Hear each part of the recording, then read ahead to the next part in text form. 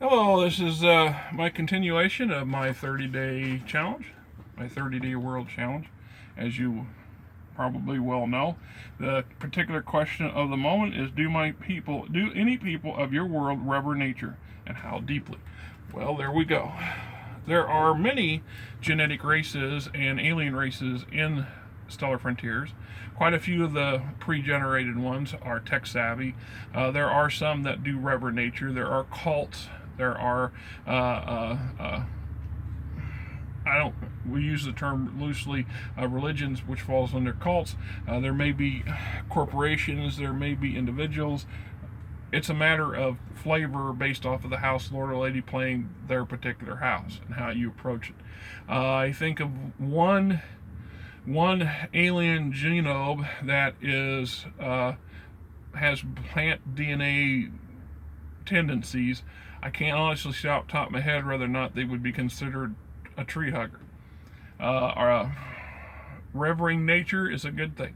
There are a lot of possible event roles and opportunities to exploit nature in careful ways. For example, if you have an exotic forest with some unusual properties about it, instead of trying to harvest it and exploit it from that manner, perhaps you want to exploit it as a tourist trap. And there is a subchapter in economics on how to do that, and that's up to the individual house and the house lord, of course. I can't say specifically that there are any one cult or force that's exclusively nature embracing.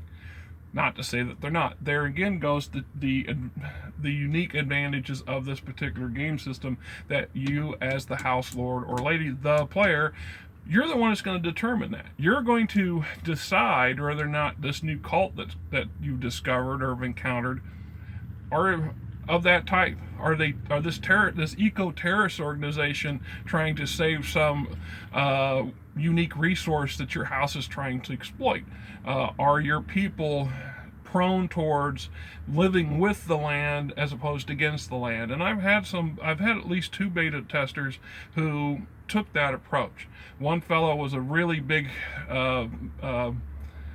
opponent or a component. He really liked the old Wild West, and the Wild West literally in the senses of every sense of the word. So a lot of his colonies took on that Wild West mindset, but also the Wild West, so to speak, where they embraced not going in and destroying nature. So they tried to leave as little footprint as possible and to live as close to the land as possible. So in truth, a lot of his colonies embraced lower technology.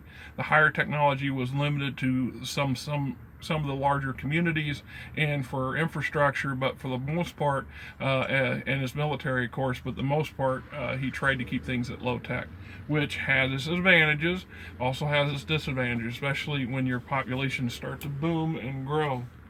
So I think that pretty much answers that question.